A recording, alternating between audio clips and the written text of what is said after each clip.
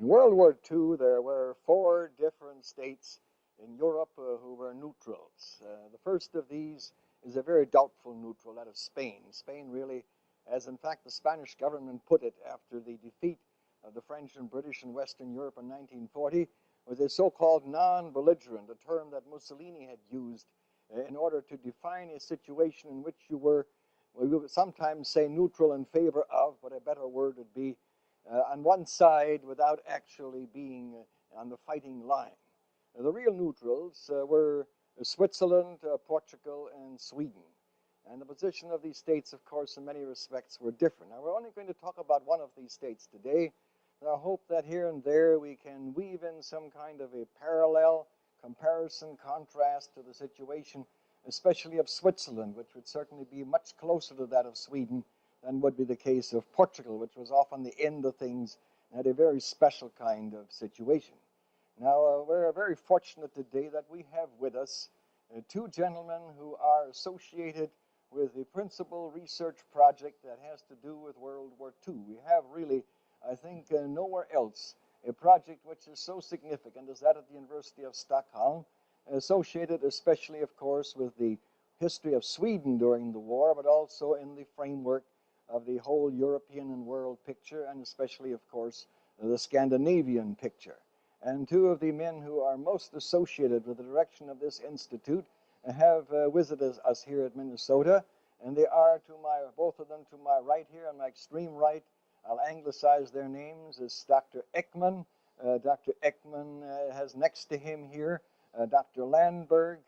These gentlemen are a wonderful example of the way in which in many parts of Europe, and this is especially true, I think, in Scandinavia, you have a much wider coverage of history than we have in the United States. We tend to be highly specialized and to stick pretty much within our own bailiwicks as we select them, sometimes even in graduate school. These 2 gentlemen, for example, though they are now heading this operation of research in connection with World War II, are persons who have in the past, in the case of Dr. Ekman, he has been especially concerned with the history of the Swedish reform movement in the 1860s. Dr. Landberg has been very much interested in problems concerning financing of war in the 17th century. This is something that I wish more of us as American historians would seek to emulate.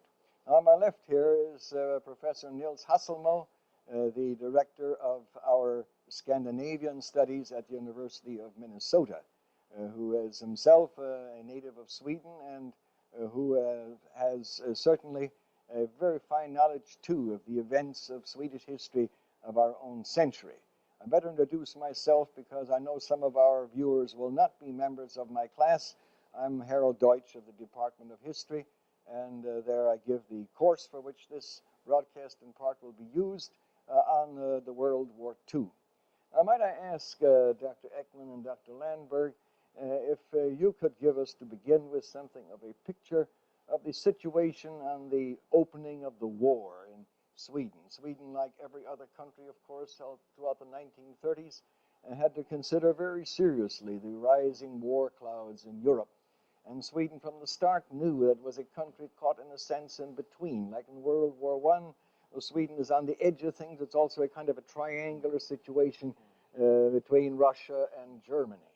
And you must have been very thoroughly aware in Sweden that it wasn't going to be easy to keep out of any major complication. Now, could you in some way define for us Swedish attitudes and, insofar as they could be ascertained, Swedish positions in the late 1930s on the eve of the war itself? Perhaps Dr. Ekman would like to lead off first.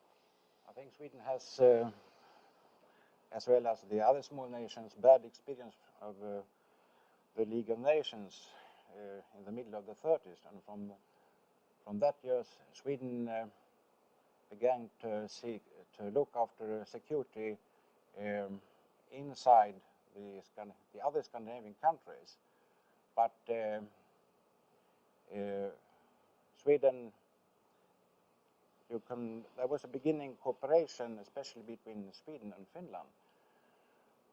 Finland, there was the threat of Russia, and Sweden, during the 30s, we could also think about Swedish threat of Russia, and well, those trying to between Sweden and Finland to have some sort of military agreement in order to defend the so-called islands of Åland in the Baltic. But the government in Sweden wanted to have some sort of sanction from the great powers inside the Baltic, I mean Germany and Russia. And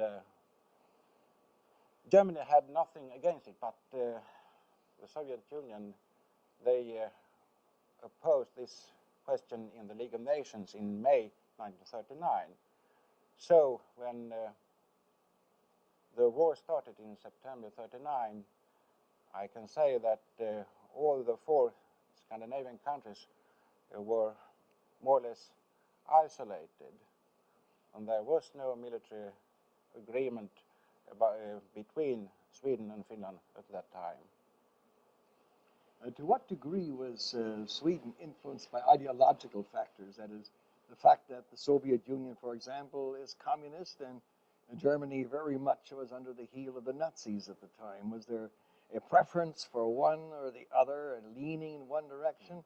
Or was there more of a spirit of a plague on both your houses? What was it like? Oh, I think that's a key question. I was happy if I could answer you quite surely about it, but I can say that among all of the big 4 political parties inside the parliament, you can speak about a traditional fear for Russia and also a fear of the new communist Russia, and you especially find that threat among the conservatives and also among the military leaders in Sweden. But you must also talk about a certain and growing Swedish threat of Nazi Germany. How about the situation with respect to any kind of Nordic feeling? Now, every country of Northern Europe, at least in the early part of the century, has been somewhat influenced by a feeling of a kind of Nordic common interest. I mean, you find in Britain even, for example, in the early 19th century, elements which were affected by the feeling that after all, Germany and Britain are the 2 Germanic powers, and the Scandinavian states are all Germanic too. Was there some feeling of this nature left in Sweden? Dr. Landberg, I wonder if you can tell us anything about this. I think it's quite clear that in all the 4 Scandinavian countries you can find a feeling that we will have to, in a way, keep together, and we have very... As Scandinavian bloc, more or less, or also as a Nordic kind of grouping? As a Nordic kind of grouping, I should like to put it that way. You could again refer to the task to defend the Nordic states against fear from south or east or anyway. We tried during the 30s, for instance, from the Swedish government to build some kind of agreement according to a Nordic defense. But this was a failure because the biggest threat for Finland came from the east, and the biggest threat for Denmark came from the south. And it's said that Sweden was afraid of both Germany and Russia, and that Norway was afraid of nobody. Well, Nordic, you mean including Finland. We are, of course, tend very wrongly in America to rather include Finland in the Scandinavian grouping. But yes, now, with respect to Germany, do you find that any of the Nazi racism had more response in Sweden than it did in the other Nordic countries? No, certainly not. And the Nazis were in Sweden during the whole period very, very weak and as a political group impotent.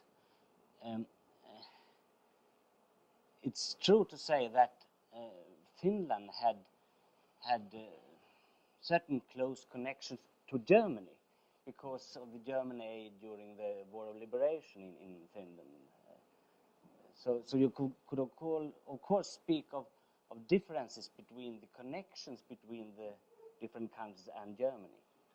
I think the elections in 1940 may reflect the internal situation in Sweden rather well. Could you comment on those elections in the light of the international developments? Well, the biggest political party in Sweden, the Social Democrats, they made in the autumn 1940 their best election ever, and they had over 53% of all voters. And I think it's a valid hypothesis to say that many people who in reality were not socialists, were not social democrats, they at that time, that occasion, anyhow voted to the Social Democrats in order to demonstrate their confidence to the Prime Minister, Per Albin Hansson, the leader of the government, and they wanted to demonstrate their confidence to the national policy of the government. At that time we had the coalition government, which consisted of the four big parties, the Conservatives, the Liberals, the Farmers' Party, and the Social Democrats. And the Communist Party at that time, they weren't strong at all. And the Nazi party, the very small Nazi parties in Sweden, they didn't run at the election, but I can, in 1936, there was an election, but at that time they only got, I think, around 1% of all voters. What was the size of the Communist Party in those elections? They got 3.5% of all voters, I would say, and they had only 3 members in the parliament. But of course, that's an interesting thing that the only legal political opposition we had in the parliament, that was the Communist Party, because the Communists didn't, they wasn't represented in the government. So, of course, during the second part of the war, there you can find a more intensive struggle between the communists and the social democrats, because at that time many or a lot of people had been rather disappointed of the policy of the government, and there were no so it was no critical time in Sweden for war, and that during the late part of the war, then we began to more to think about our domestic policy, you see. When I was asking before about a kind of Nordic or perhaps pan-Germanic sentiment, I wasn't perhaps thinking so much of the political side, where certainly you're quite right, there was no real response to the Nazi appeal at all. But on the cultural side, there was still a good deal of sympathy for Germany, all through Scandinavia. In the case of Norway, you actually have by far the greatest name in Norwegian literature of our century, Knut Hamsun, who was, it seemed, extremely pro-Nazi. You have great artists like Kirsten Flagstedt, who was boycotted in this country for years after the war because she was believed to have at least not been sufficiently negative against the Nazis. Now, to what degree do you have in Sweden the names of prominent individuals in the cultural field who could be regarded as a parallel to these situations in Norway and also in some cases in Denmark?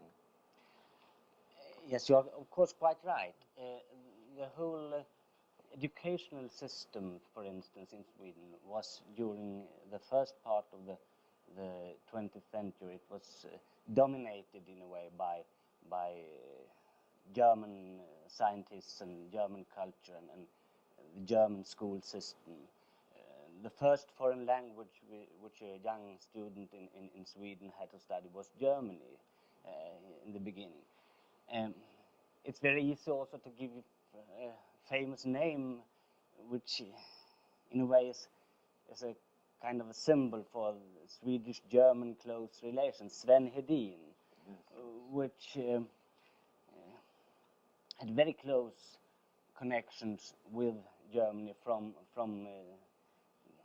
the beginning of the 20th century, and he pursued his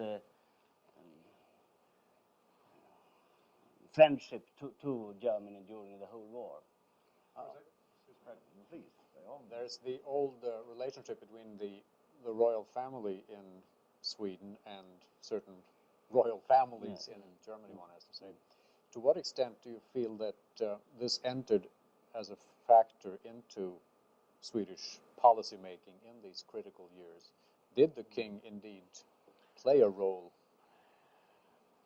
I would say that the king played a role, but we can't find any pro-German sympathies behind the king's opinions. On the contrary, the old king Gustav V, he had a very fine work in cooperation with his government, and he supplied the policy of the government, and I can find several examples for that. Both during the Russian-Finnish Winter War and especially in April and in May 1940, the most critical days, I think we considered it was in Sweden. That in April month we several times had the fear that the German would attack us, and I could mention that the king himself wrote a special letter to Hitler in order to try to get Hitler to avoid a German attack upon Sweden. So it was a good cooperation between the Prime Minister and the king during the war. I suppose we should move into the war. We historians always love background. And we tend, when we hear the word background, to emit a whoop of joy and plunge back as many centuries as we possibly can. Well, we better get into the war, which is our major concern. And here, I wonder if one or both of you gentlemen would tell us something about the specific problems on which your program is now working. I know you already have had 4 or 5 monographs and 10 dissertations that have been completed. I know that you have some 20 others in the way of dissertations that are underway now. And I understand, incidentally, these students have full financial support and what we call fellowship support. Yes. To start with that question, the project started in '66, and today it consists of around 20 young researchers which are working on their doctorate thesis. They have, as you said, a kind of fellowship. The sponsor of this project is the Bank of Sweden Centenary Fund, but the project is very close linked to the Department of History at the University of Stockholm. In the project, we work in different smaller groups. We cannot cover the whole field, and we have to concentrate on certain issues, or say, perhaps I could say, groups of smaller issues. One group is working in the field of foreign policy, of course. We haven't got the permissions from the government to look into all the files. So we cannot cover the whole field of foreign policy, but we can do, and we have done, punctual studies. For instance, the project has published an investigation on the Swedish foreign policy before June 1941, when Germany attacked Russia. Another group is studying the political work within the Riksdag, that's the Swedish parliament. And they are trying to analyze the special conditions under which the political parties had to work with a coalition government and a strong external pressure. Another group is working in the field of the public opinion making. They are studying the press and how the press reacted on the war, on the German pressure, and on the pressure from the government to fall into line with the policy of the government. We have another group which is studying more military issues. For instance, the creation of a modern Swedish Air Force and that kind of problems. Around these groups we can put in other investigations. For example, the internal Swedish discussion about social welfare during the war,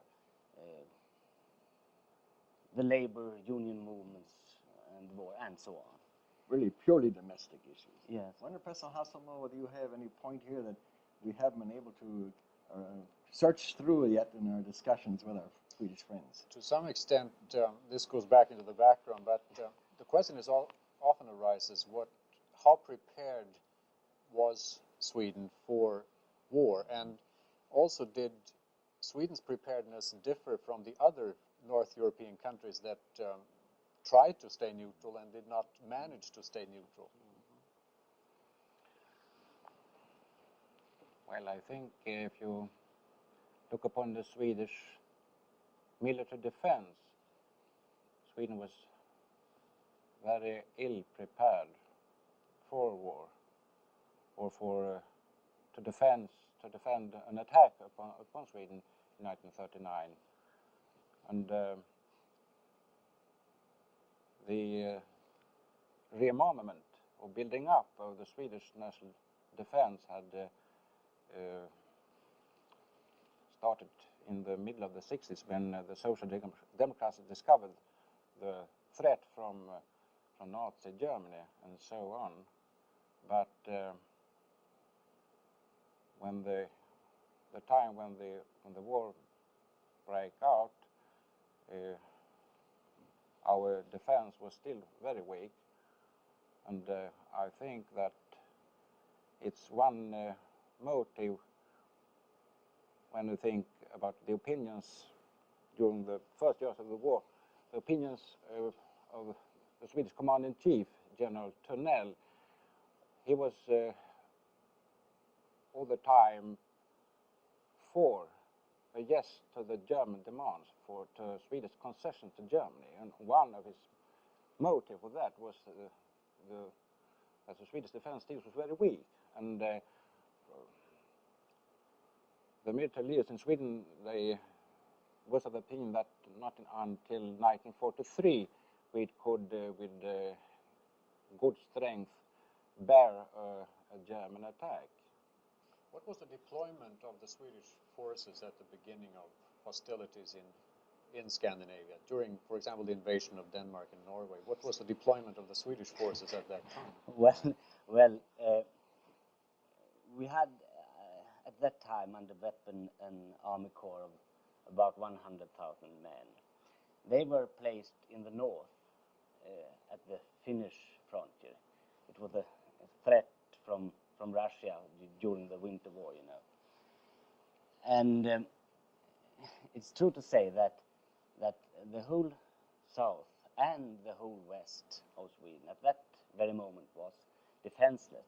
At the sounds in the south, where the distance to Denmark is it's about 4 miles, we had one platoon with 25 soldiers. Oh, I hope they had rifles. So it was a very, very strange situation. Perhaps you should immediately add here that the government at that moment they didn't calculate with a German attack on Sweden. They had got informations during the last days of March and during the beginning of April, because something was going on. But at that time they paid more attention to the threat from Britain and from France against the Swedish iron ores up in the north. I would like to ask about that in a second, but I think I'm even more emphasize that after all, the Winter War had only been over for 3 weeks when the Nazi invasion came. Right. And you wouldn't have had any chance for redeployment. During the Winter War, of course, you naturally were vitally concerned with that contiguous frontier to Finland. But now, how much did the Swedes know, for example, about British and French deliberations about a possible action? You mentioned the great iron mines, which I'll pronounce completely in the English way, Gällivare, Gällivare, something like that in Swedish. Now, these are, of course, very much in the north, almost at the top of the Gulf of Bothnia, and then you have very close by the Norwegian frontier, the great Norwegian port of Narvik. You knew, of course, very much that there'd be a temptation with the British and French to try to get hold of Narvik, first of all, to inhibit further shipment of this iron ore down the western coast of Norway, and secondly, perhaps to move up the railway line right to the minefields. How much did you know that this was really being seriously considered, as we, of course, now know very well on the basis of post-war revelations? Well, the Swedish government couldn't, of course, look into the secret English files at that time, but they could read the English newspapers, and I think, of course, they had a lot of information from the Swedish ambassador in London, and I think the government was all the time very well aware about a hypothetical threat from France and England, and an interest, a special interest to Narvik and the Sweden iron mines from England and France. And especially, I'm thinking of the situation during the Winter War.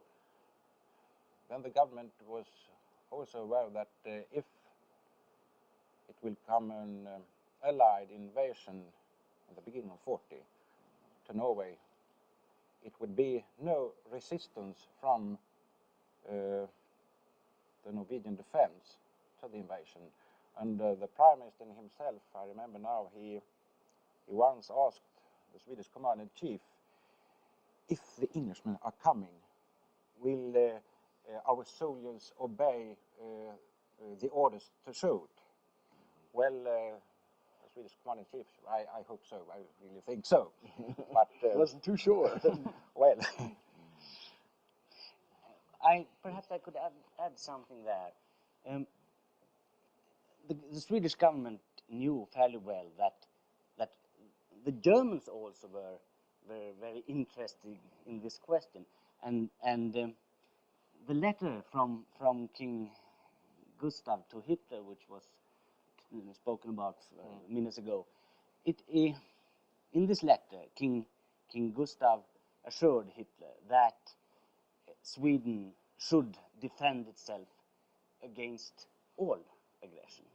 And I think that was very important at that very moment. You mean in the sense that Hitler was reassured about the possibility that the Swedes would simply let the British walk in, grab the iron mines, falling in the German backs. and also that if the Germans came, they would have to pay the price. that they would have. That wouldn't be a simple matter for them.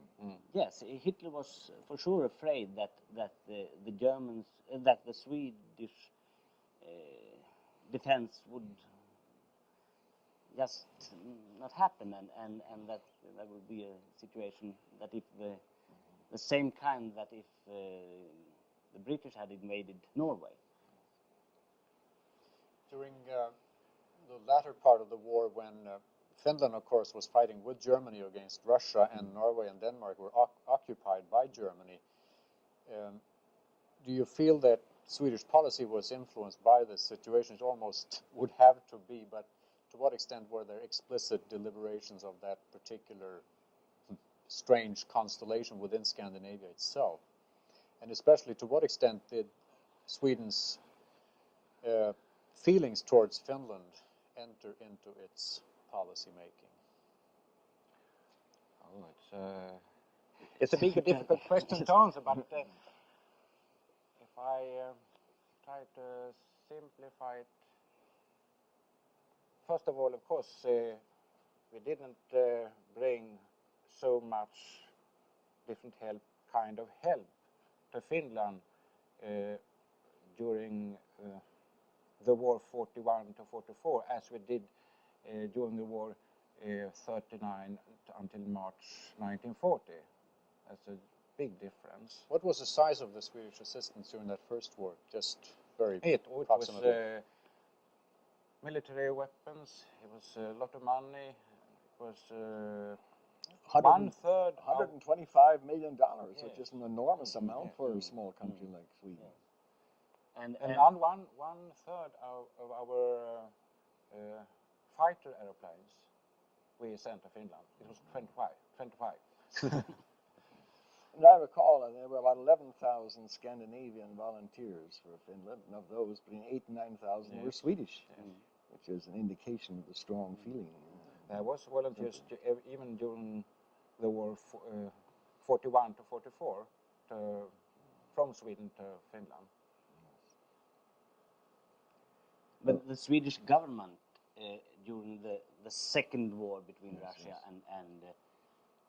and Finland, they was very keen on having Finland going out of the war, and during the whole period there were several contacts from Russia through Sweden to the Finns in order to have an end of the fightings, and the Swedish Minister of Foreign Affairs, Christian Günther, was very hard working sometimes in this field.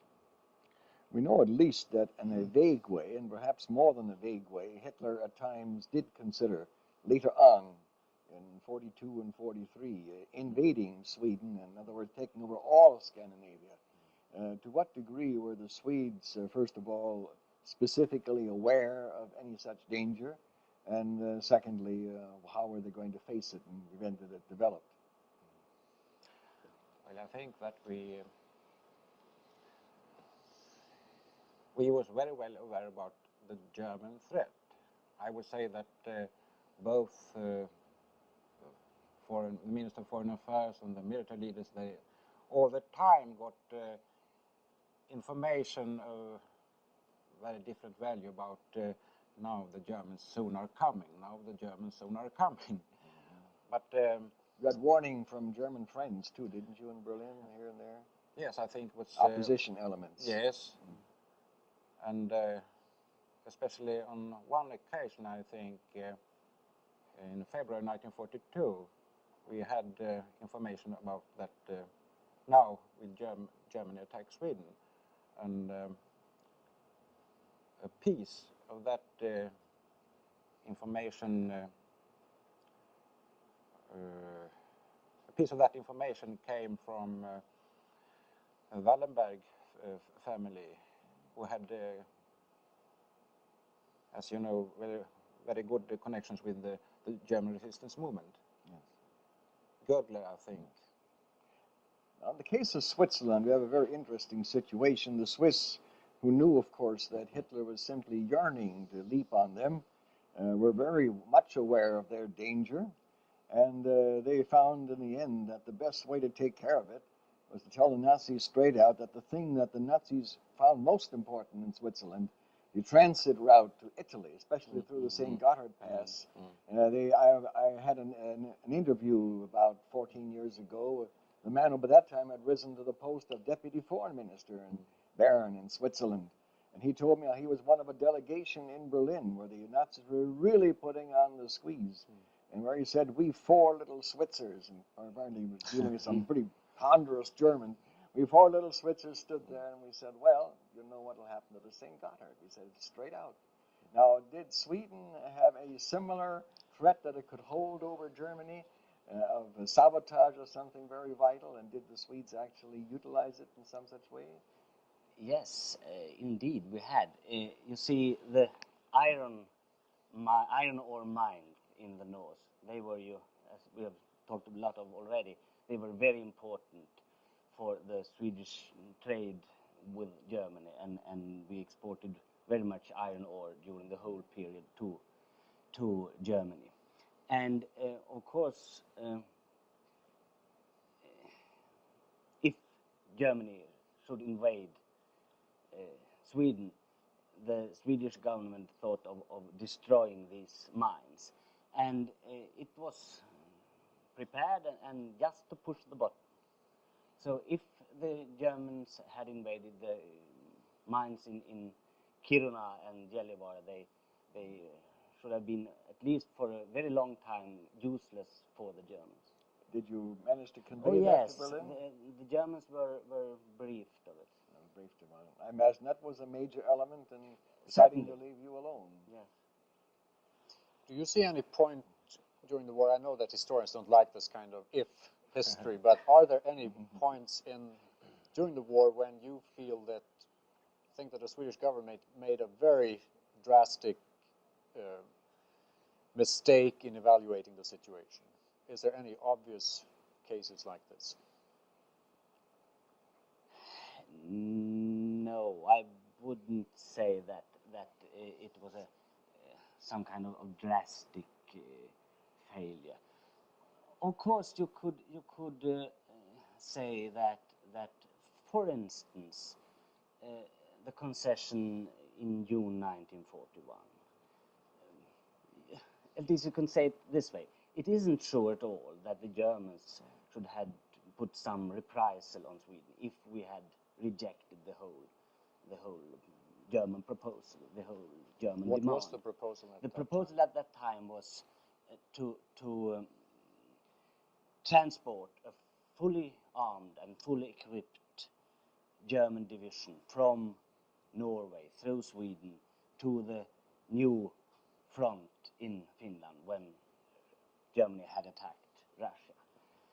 This concession is considered as being the most important, flagrant one, and we now knew that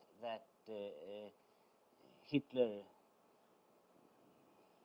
didn't expect all the time that Sweden should join in a campaign, and he wasn't sure that Sweden should do a concession like this, and there were no plans for reprisals at that very moment, at least.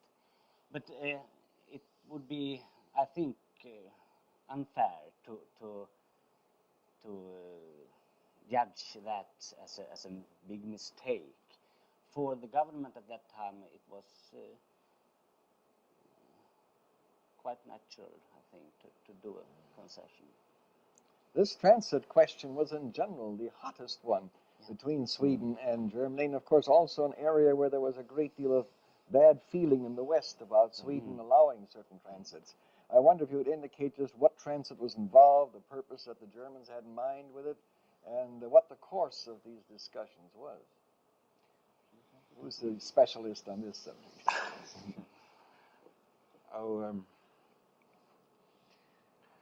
I would,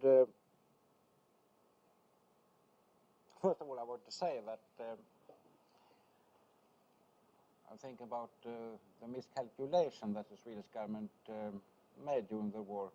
And if we talk about the German transit through Sweden, it's an interesting thing. I think that in the autumn of 1942, we have looked into the German files. At that time, the Germans in Berlin were of the clear opinion that now it's time for Sweden to say no to the transit, to stop the transit, to break down our agreement from June 1940. The military organization in Sweden, they had tapped the telephone lines between Norway and Berlin, but we hadn't that sort of information that Berlin was now of the clear opinion that Sweden would stop the German trains. We didn't know about that. So the transit agreement wasn't breached until August 1943. But perhaps you would repeat your question. Well, first of all, in what transit is always involved? There are different kinds of transit. Yes, it was. There's also the transit by sea, which is very significant, about which we had some conversation yesterday. No. Wish you could tell us about that one, too. Well, the Germans was allowed to use the inner Swedish territorial waters. And even you could see German Navy ships entering the inner Swedish territorial waters. And of course, this was a flagrant breach to the neutrality laws. But the Germans and Swedish military stars naval stars they had a trick. The German naval ship had only to have a flag calling for help. Distress flag. A distress flag, yes, when entering Swedish territorial water. And then you could see a German ship heading to the north at full speed when calling for help. Just an amazing sight for the Swedish coast. Now, where were they going? They were going up along the Swedish coast and yes, in the Baltic Sea, naturally. Yes. Going up to the Finnish ports with war equipment and soldiers. That's throughout the war that this, I mean, after the war had started in Russia, from down to the end, or did this stop at any certain point? This special traffic started in 1941, midsummer time, and until 1943. And I would add that until September 42, these special, I'm thinking, most of these German ships, of course, was merchant ships loaded with soldiers and war equipment. And these merchant ships were escorted by the Swedish Navy, whose oil requirements partly was supplied by the import from America. Well, it's... Perhaps you should add that one of the main transport issues was the transport with train from with the soldiers on leave from Norway to Germany and back. And on this railway transport, around 1 million soldiers were transported during the period from June 40 until August 43. Well, I see our time is coming to an end. I'm very grateful to you, Dr. Ekman, Dr. Landberg, Professor Hasselmo, for joining us and giving us the benefit of your very rich experience here. I only wish that 2 American specialists in World War II could go to the University of Stockholm and there in Swedish take part in a program of this kind. I'm afraid we'll have to wait a long time before they'll find any such 2 rare birds in America. Thank you very much.